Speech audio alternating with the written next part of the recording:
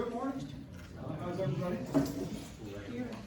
Housekeeping, I'm gonna schedule a test for February 24th. It's not next Wednesday, but the following Wednesday. I think next Friday is too early, but I think we will get to chapter 12 content by that Monday, if that makes any sense. But anyway, so but that was to me the best day. I don't schedule tests on Monday. Okay, I don't want you to have to study the weekend. I want it, if you choose to study the weekend, that you study the weekend, right?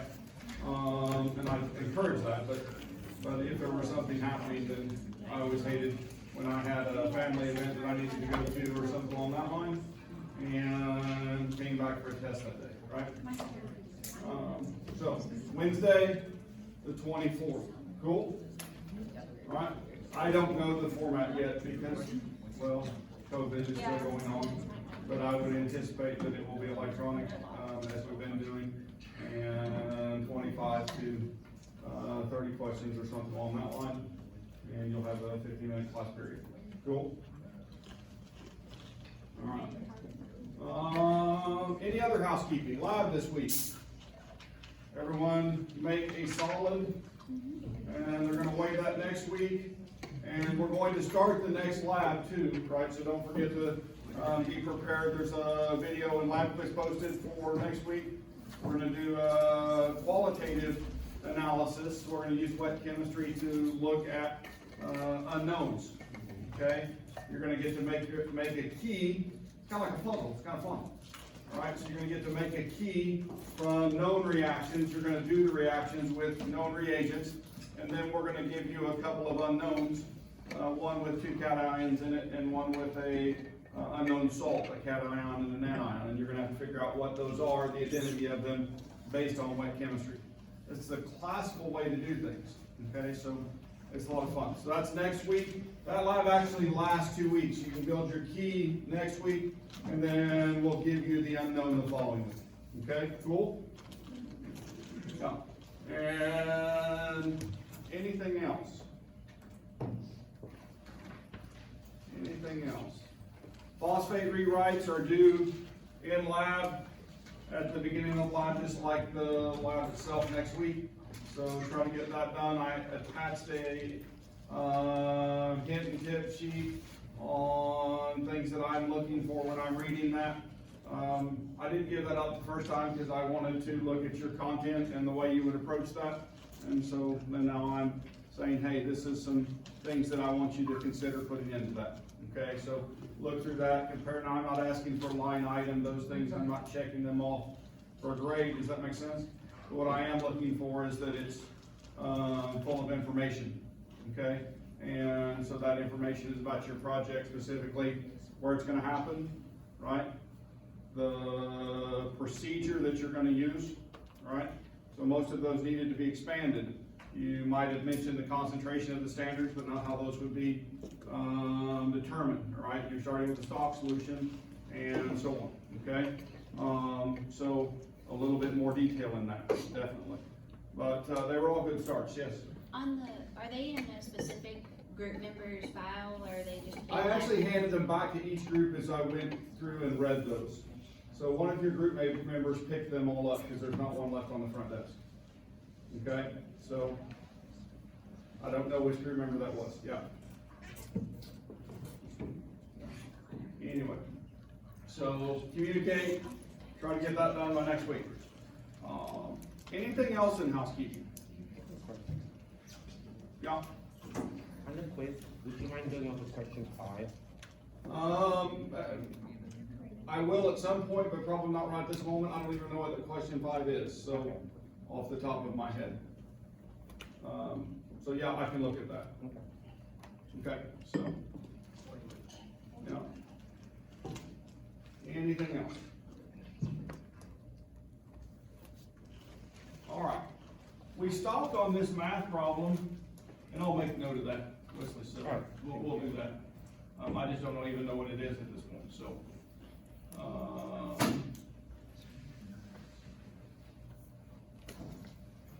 All right.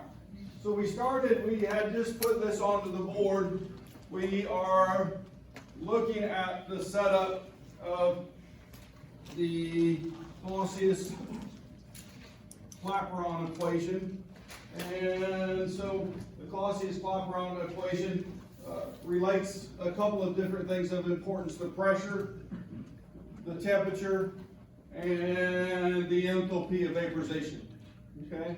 And if you look at the way this is set up, then we can look at changes, and we can also use this as a linear equation. And so we'll talk about that in a minute, and that relationship to find these heats of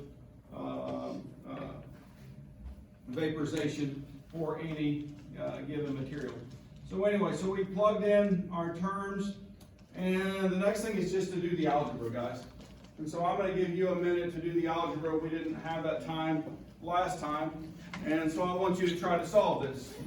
This is algebra that you should be able to do, so I'm going to let you give it a try, and then you'll help me through each step, since I don't have a calculator, and so on.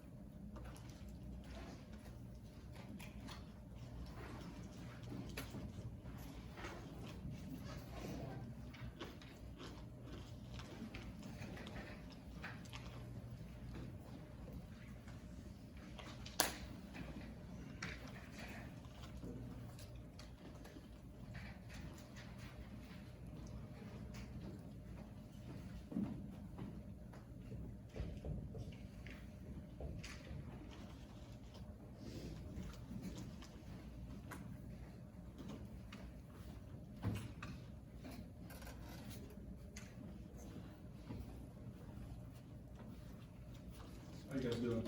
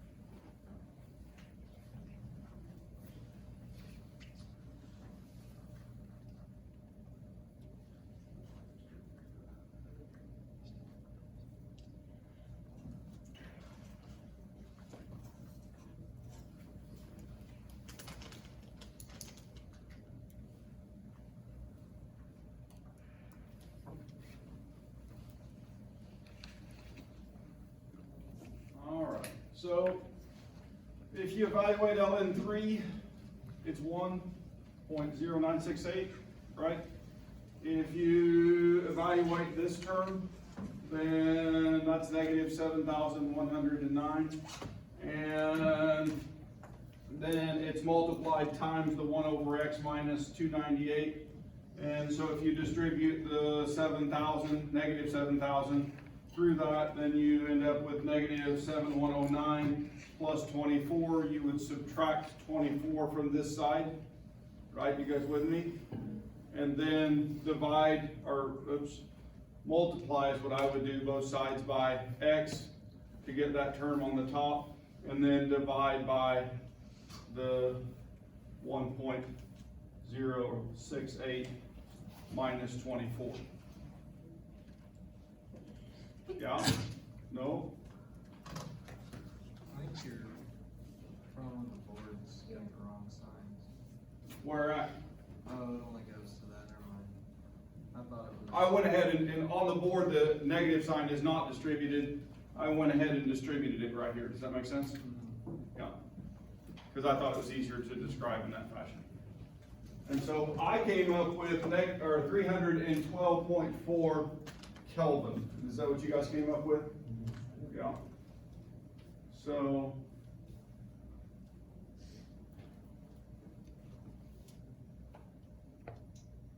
no. I just got my math wrong as well.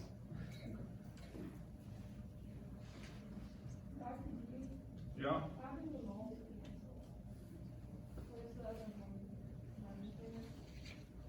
So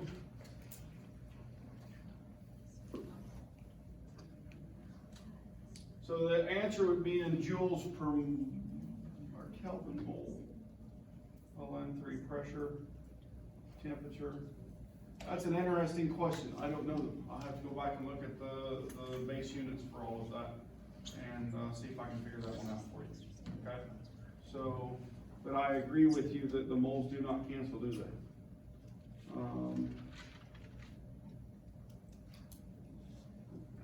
That's not true, because this number is actually joules per mole. I just left that off.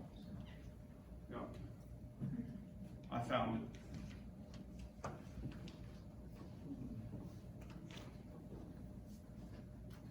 So those values are reported in molar quantities.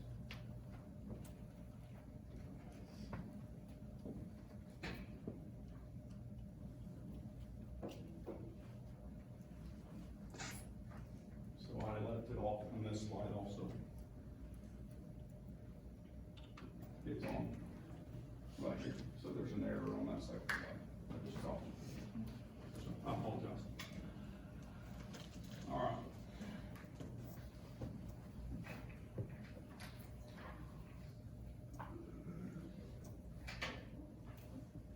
We'll fix that.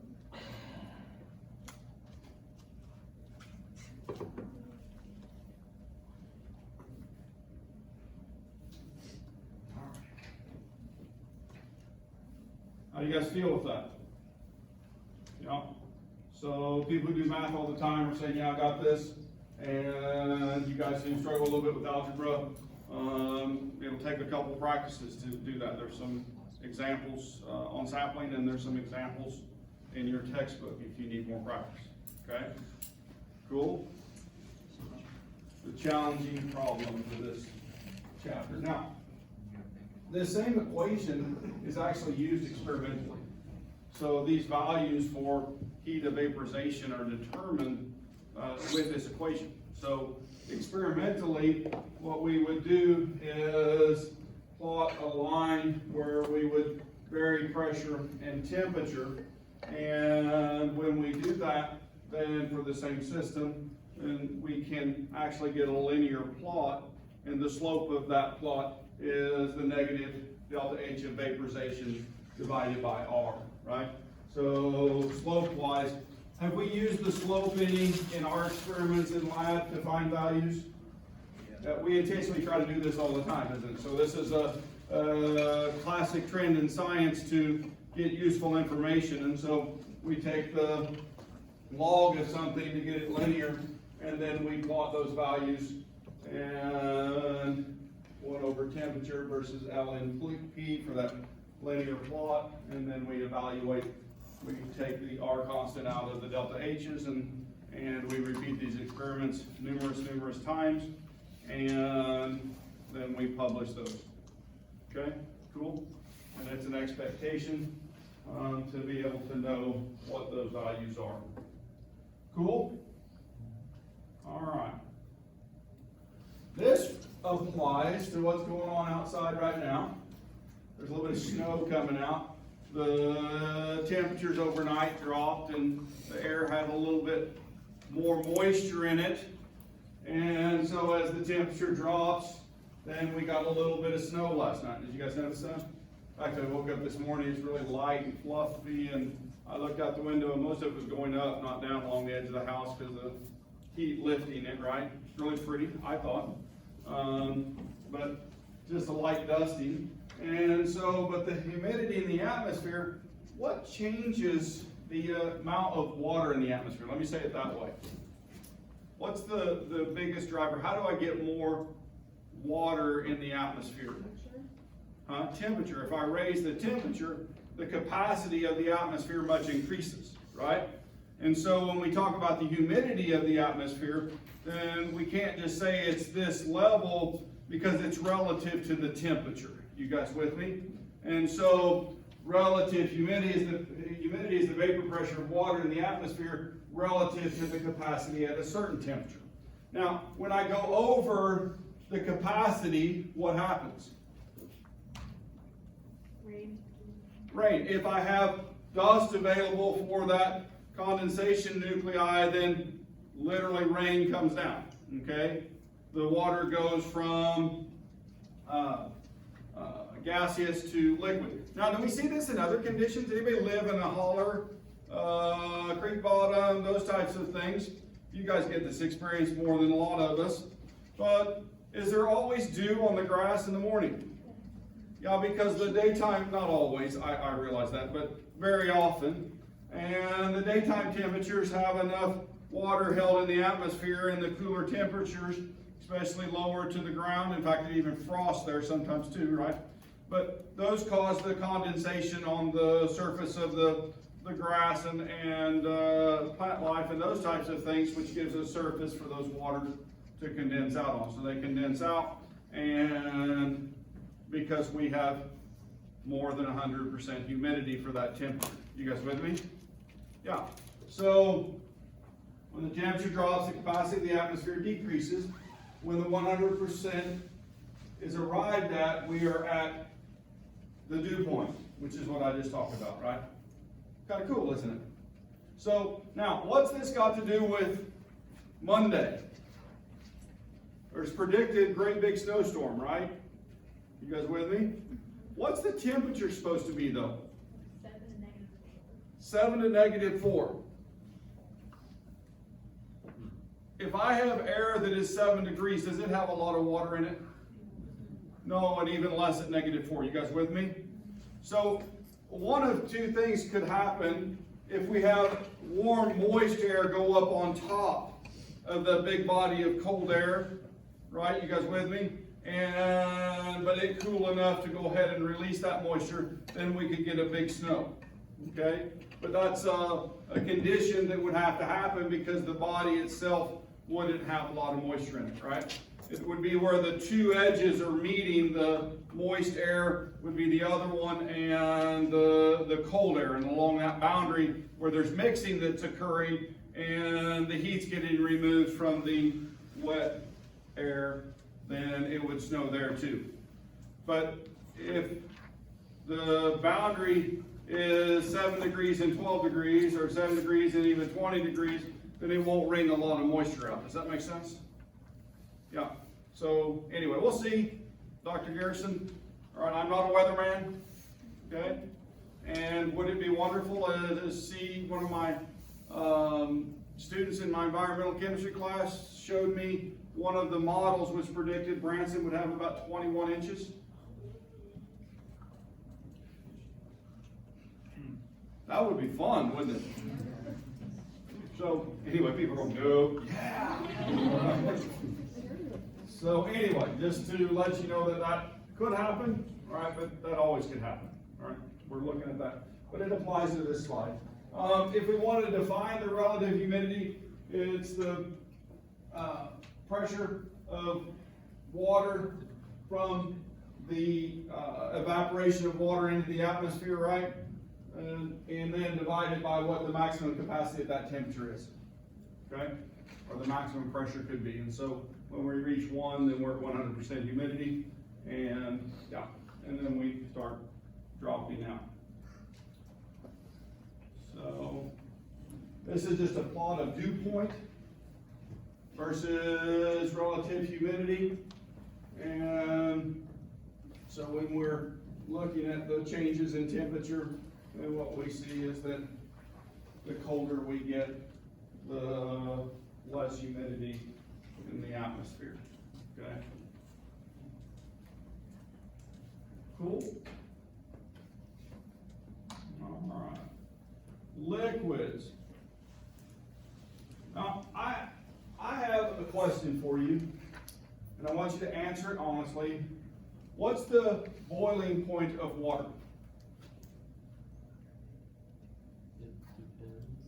It depends. I love that answer. That's the correct answer, right? The normal boiling point of water at 1 atmosphere of pressure, we know that one. You learned it in preschool, or maybe elementary.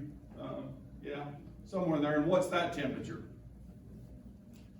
212 degrees Fahrenheit or 100 degrees C, right? That's the boiling point of water, right? That's the normal boiling point. The actual boiling point depends on the vapor pressure, or the pressure above it, right? And when the vapor pressure from the warmed liquid equals, right, the atmospheric pressure, when the vapor pressure equals the atmospheric pressure, then the water will boil, right? And we've already had this conversation, a little bit anyway. If I go up into the mountains, what happens to the atmospheric pressure? It goes down, so what happens to the boiling point of water? It goes down, right? Water boils at a lower temperature. Why does it take pasta longer to cook in the mountains? Boiling water is colder. The water, the temperature that you're cooking at is less than it is at sea level, right? What was your mother's crock pot? No, grandmother's. Great-grandmother's, for you guys, great-grandmother's. Microwave, not crock pot, microwave. Gosh, I didn't, well, I just told you. That's on video. You guys can go back and play that. What's your great-grandmother's microwave? The pressure cooker, okay? So they raised the pressure. Why did you raise the pressure? Why did you raise the pressure? Speed of cooking. What happens to the temperature of the water inside the pressure cooker? It can get hotter without vaporizing. It gets hotter without vaporizing, so you're cooking at a higher temperature, right? So if you're cooking at a higher temperature, what happens to the length of cook time? It goes down. Yeah. Possibly stupid question, but why can't we just like cook with steam if we can because the steam can get hotter than the liquid water? We could. Is it just not very practical? I don't know if it's not very practical. I mean, you have to put that much water vapor into your kitchen, right? Yeah. But I think that there are times we do cook with steam. I do that with vegetables all the time. I steam them. I have a insert that goes inside my pan, and you put a small amount of water at the bottom of the pan, and then heat that up, and it steams through the vegetables. The modern version of that is to put a small bit of water in the bottom of a bowl, put a lid on the bowl which can flex, and put that into the microwave, and that's steaming vegetables. So I think there are very many cases where you do that. Same thing with candies. Anybody make candy? Yeah. And so when you're heating your sugar so it doesn't burn, how do you do that? We use a double boilers. Use a double boiler. So they put one pan inside another and put water in that. And it's just like we do in the laboratory. How do you maintain the temperature at 100 or there about 100 degrees or below in the laboratory? Hot water bath. We use a hot water bath all the time, right? And so that all is connected to this. And can we change the temperature of the bath where the water boils? Or, yeah, we can use something besides water, number one, and so we can fix temperatures at different places in that fashion. Or we can change the pressure, and we have vacuum pumps and devices that are well, they look space age up there, okay? And they're vacuum evaporators, or we call them rotovaps, rotary evaporators, because they also, not only do they drop the pressure, they actually turn with an electrical motor to keep the solution moving so that it will boil, okay? Without having to put in boiling stones. Cool? All right.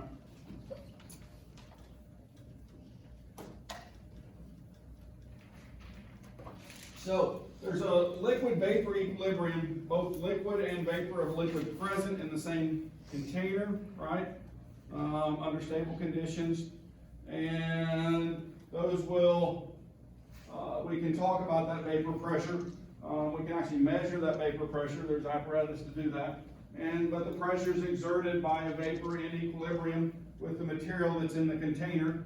And I've talked about headspace analysis before with the syringe. And so in these conditions, if you have a closed container and you have a volatile material in there, then it will end up into the vapor above that sample, okay? And now if the lid's off of it, then it will evaporate and leave, right? But if I seal that, then I can have a stable system. And so we can take advantage of that. All right, we can talk about that heat of vaporization. In fact, we use that. What equation did we use the heat of vaporization with? Clausius-Clapeyron equation. And so the amount of heat required to convert liquid at its boiling point into vapor without an increase in temperature. And how do we find the heat of vaporization? You guys now know that. A plot of what? The Clausius-Clapeyron equation. Okay? So it's the slope, negative slope. All right. These are molar enthalpies of vaporization for a number of different compounds. And so that's the middle number. And so we see that if we're looking at polar molecules, they have higher heats of vaporization than non-polar things. Okay? And unless they get big and sticky. And so when they get big and sticky, then non-polar things attract each other. Now, question number 5 on the quiz I looked while you guys were doing algebra was CO2. Is that right? Is that the one you're referring to? Mm-hmm. And the question asked what forces interact between CO2 molecules. And so you have to draw the Lewis structure. And if I draw the Lewis structure and I'm looking at this, what's the shape of this molecule? It's linear. And then it has forces of the same size on both sides. So that means we would call it symmetrical. And when I have something that's linear and symmetrical, is it polar or nonpolar? It's nonpolar. And so that's a nonpolar molecule. The question asked gave you option of hydrogen bonding, London forces, dipole-dipole interactions. What type of forces would you find between two CO2 molecules? London forces only. Okay? Because it's nonpolar. All right? Now, if I had a polar molecule, like CO, right, then it would have what type of forces? Dipole-dipole and London forces, because London forces are on everything. Did that help? Yeah. So you have to look at that symmetry. I know that carbon and oxygen have different electronegativities, but because it's symmetrical on both sides, then it makes it nonpolar. And that's probably would be my guess where you were wondering about. Is that correct? Yeah. And it kind of fits here too, doesn't it? With polar and nonpolar molecules. All right.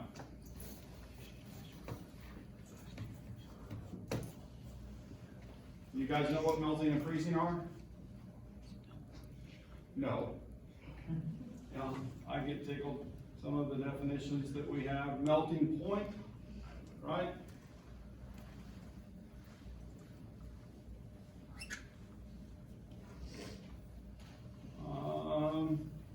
So, with just like with vaporization, okay, there's energy associated with changing phases. You guys with me? Heat that has to be added or removed. We've actually worked with these in a heating curve before, okay? So with water, we took solid water from that to gaseous phase here on the board. I don't know if you guys remember doing that. And we used the heats of fusion and heat of vaporization to do our phase changes.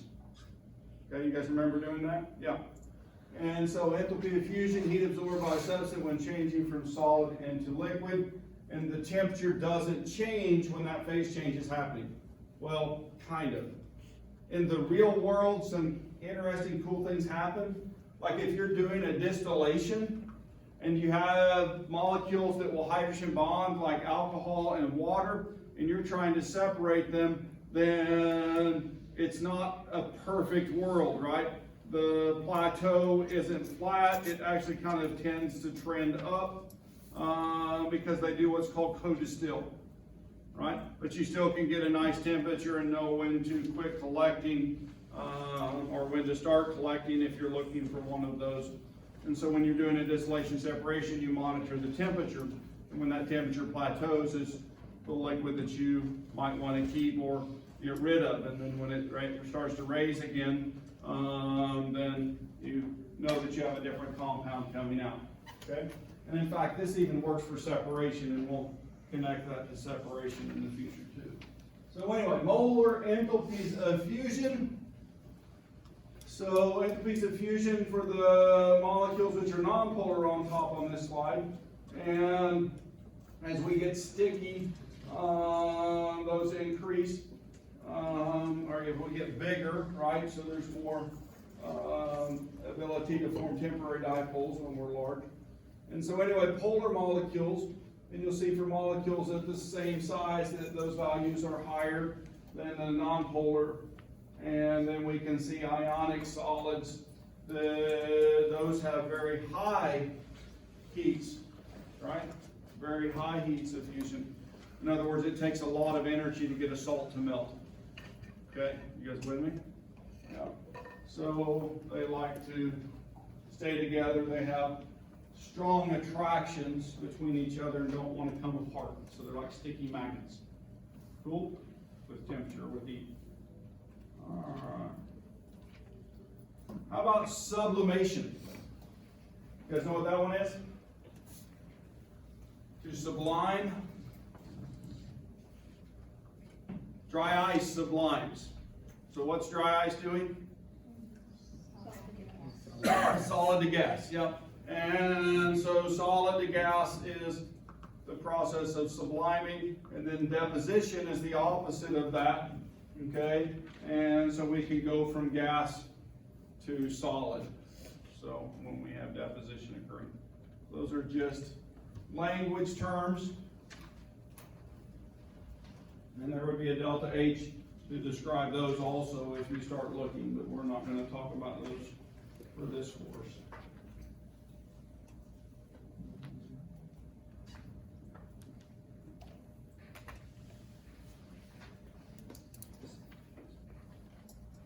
All right.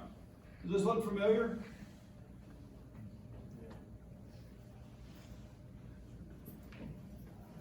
This is the heating curve that I was talking about a minute ago. Okay, so we're starting at A, we're solid. If this is water, we're at a solid, right? We're at -20. Right, this is we'll assume 1 atmosphere pressure. Okay, and if I raise my temperature to 0 degrees, right, then during that period of time, the ice is just warming. Would you guys agree with that? Yeah. And then once it gets to 0 degrees, then what happens? I can continue to put the same amount of energy in, but all of a sudden the temperature doesn't change, right? What's happening? I'm putting in heat, right?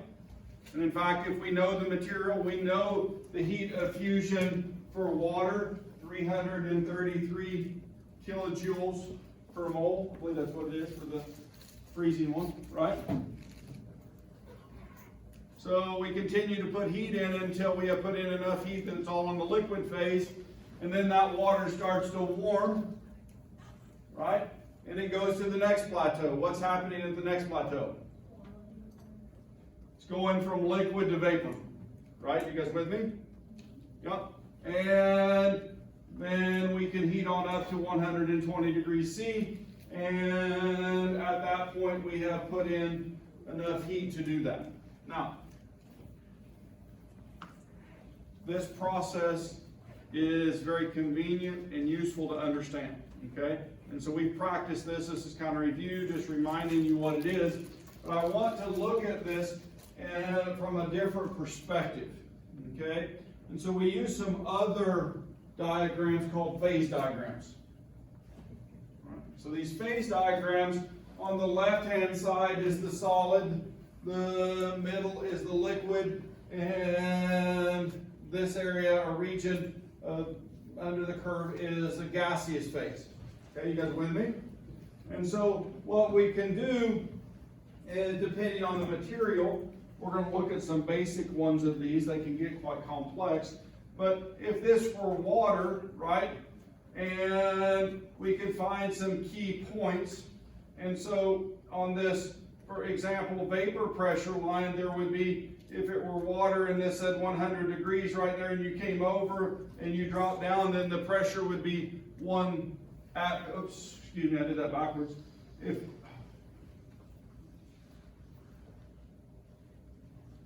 Try again.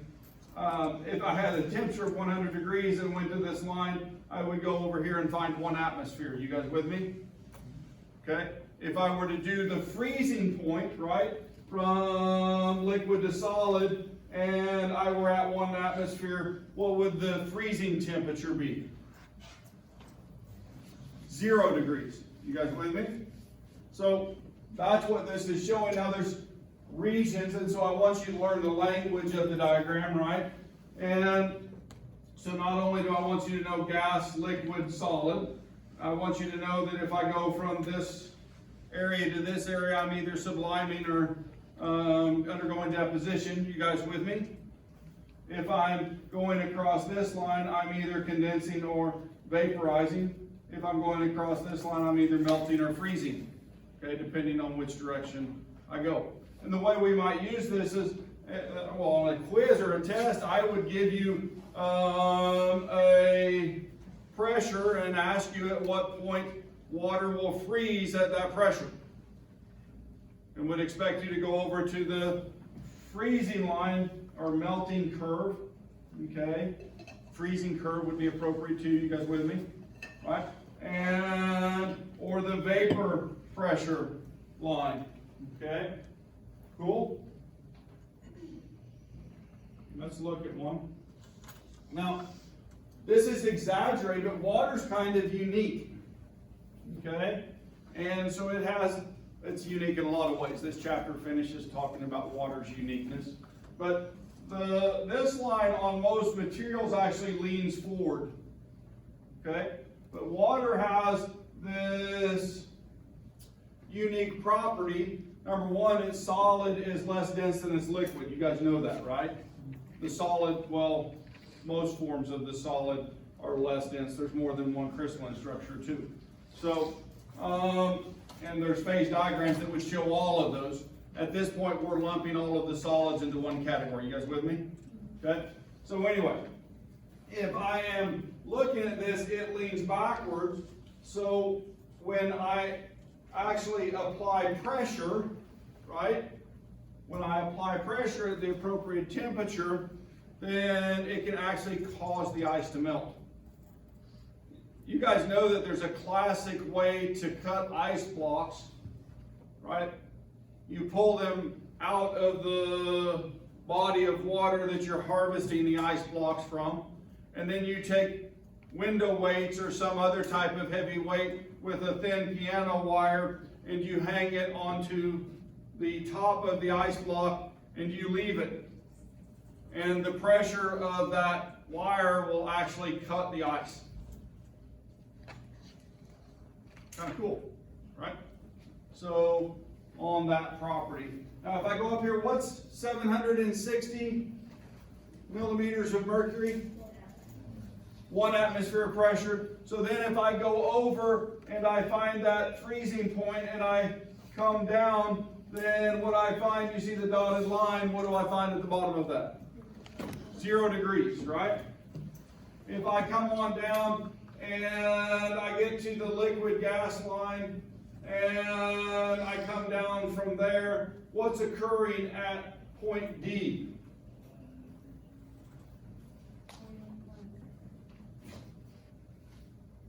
I'm boiling, right? So you guys can see that? So then, if I go to 500 millimeters of mercury, and I go over and I find this line, then what I could find is the boiling point if that were marked. Is you guys with me? Yeah. Or if I made my pressure cooker and knew the pressure cooker, then I could find the temperature that my food would be cooking at from that slide. Kind of cool, isn't it? Yeah. So, phase diagrams. And I've kind of ignored a phase that's on this one. It was on the first phase diagram. I want to talk a little bit about supercritical. Okay? Are there more phases than solid, liquid, and gas? There are. Okay? There's plasmas, there's supercriticals. I know there's more than that. They're just not. Liquid metals. Yeah, there's all kinds of cool stuff in the world. All right, but I'm going to talk about supercritical for just a second. And so we have our solid, we have our liquid, and our gas. And the supercritical sits in a region out here under the right conditions. CO2 is a great material to work with in this. It actually has liquid properties but gas properties at the same time. In other words, it will have regions of high density like liquid, right? And then it will have spaces that have gas-like properties. It's become very popular for things like green dry cleaning, okay? And coffee extraction. In the olden days, we would use organic solvents, very often chlorinated solvents, which have shown to be cancerous over time, right? So methylene chloride, for example, was very popular in taking caffeine out of coffee. Now, why you would want to do that, I have no idea. Okay, that was sarcastic humor, all right? But it's a process that's done. I guess it's because college students need no-dos. That was supposed to be funny too. Okay. So, but today's world, in fact, still in some places you can actually find the organic solvents still in the coffee beans. Okay, you can extract them, or I think it's becoming less and less common, but the modern method is to use supercritical CO2, so we have to go above a pressure of 73 atmospheres and above a temperature of 31 degrees. And so we put it in there, we put it in our CO2, we make those conditions happen under a CO2 atmosphere, and that supercritical will take molecules out that are soluble in it, and increase the pressure, take that to the bottom, release the CO2, goes back to gas phase, you pump that off, and your extracted materials, your caffeine or dirt from your clothes is separated from your clothes or your coffee beans. It's kind of cool, isn't it? Right? So taking advantage of an understanding of supercritical phase. All right, they're actually using critical solvation in environmental work too. I've got a student getting ready to do some heavy metals work and wants to know if he can do his extraction with CO2.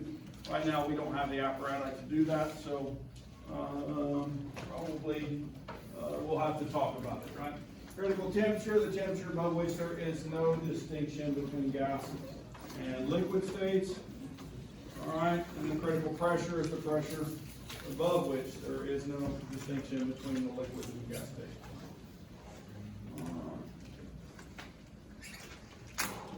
So, got about a minute or two here. Water, we'll come back and start on this slide again, but I'll go through it and you'll get it twice. Water has a very high heat capacity for a small molecule. It has a high heat of fusion, the highest of all molecular solids except for ammonia.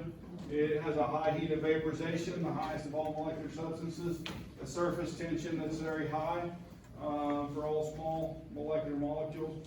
And it has a very high thermal conductivity, right? And so because of that, water has some very unique properties. And when you consider that we have water on 3/4 of the surface of the earth,